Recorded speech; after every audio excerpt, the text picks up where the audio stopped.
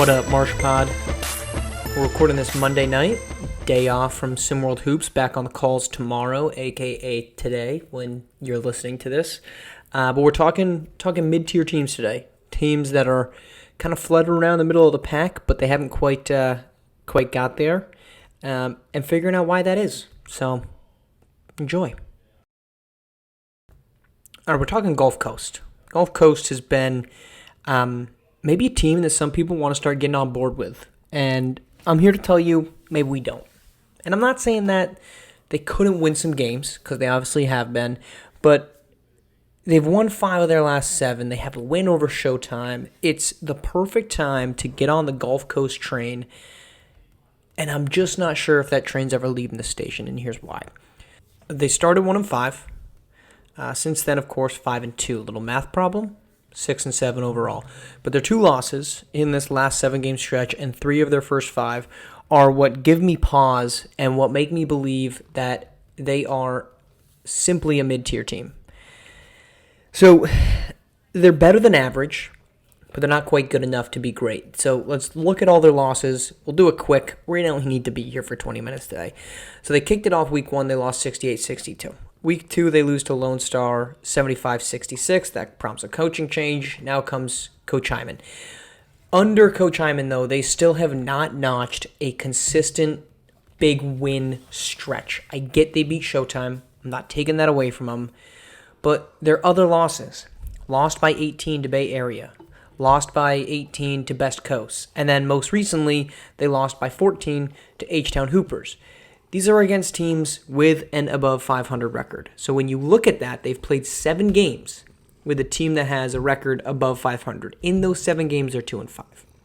The other win against an above 500 team is Yacht Club, who's 5-4. Against teams that are below 500, they're 4-2. So they've found a way to beat the teams that are mediocre to bad, but against the teams that are good to great, they just haven't consistently done it. Meanwhile, what is my one rule? My one rule to be championship team is you need a guy to take over. I think they found 2 guys that are capable of being that. De'Aaron Cruz and most recently, Suno Chapa. But what can you confidently expect from either of them? They've both had big nights. Okay, Cruz has 23 against Mideast, 22 against Oceania, 21 against ATLians. You'll notice that none of those 3 teams are above 500. Chapa, 19 against a good Yacht Club team, 16 against Asia Pacific. It's kind of his big nights. But they've also had no-shows. Cruz, 9 of 19 shooting against Southeast Select. We got to look away from the point total, which I know Cruz is averaging 16.7. But 9 of 19 against Southeast Select. 9 of 25 versus Lone Star. 7 of 18 versus Best Coast. And then most recently, 5 of 14 against Houston. In those games, he's getting over 20 points. But if it takes you 19, 25, and 18 shots to do it, it's not an efficient night.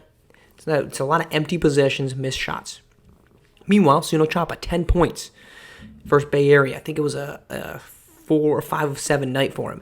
6 of 14 against Middle East. 8 points against Oceania. Against bad or mediocre teams, they get it done. Both of those guys will play well. Against top teams with guys that are capable of stopping you, capable of beating you on the opposite end, they just haven't been that. So who are they? And the best comparison for Gulf Coast is the 2021-2022 Chicago Bulls. The team that for a brief stint, DeMar DeRozan was for an MVP for about 4 days when they got hot. They played great against teams that were at or below 500. The teams that they should beat, they did. But they were awful against top teams. As such, they faltered. Ultimately, early exit in the playoffs. And then, of course, this season, sub 500, don't make it out of the play-in. That's the future that I envision for Gulf Coast. Are they going to make the playoffs? Yeah, probably, right? Top 8 teams in each division are going to make the playoffs.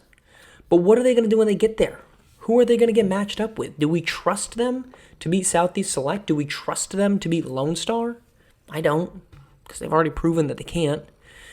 Do we trust them to beat a team that they just lost to in H-Town? I don't. They haven't gone out and put together, as I said, a stretch of constantly beating teams that are better than them outside of Showtime. And let it be known, my skepticism of Showtime is most certainly there. I know they got a big win, but we can still have questions for a team that's 7-5 and continues to just not show up against good teams. If we were to break it down right now, top 8 teams in each division make the playoffs, in each conference make the playoffs. Top 3 seeds, or the top 3 obviously are going to be not necessarily seeded, but the division winners will get in. So right now, Lone Star is number 1 at 11-2. H-Town, number 2 at 8-2. Bay Area, Best Coast are 3-4. Showtime would be, Southeast would be 5. Showtime would be 6. And then you would get the 7 seed to be Yacht Club. And Gulf Coast would be the 8 seed, as they are 6 and 7. Their winning percentage of 46% is better than the winning percentage of South America, which is 45%. That's it. So Gulf Coast would kick things off with a first-round matchup against Lone Star. Are they capable of winning it? Sure. Are they going to? I wouldn't bet on it. We'll see you Thursday.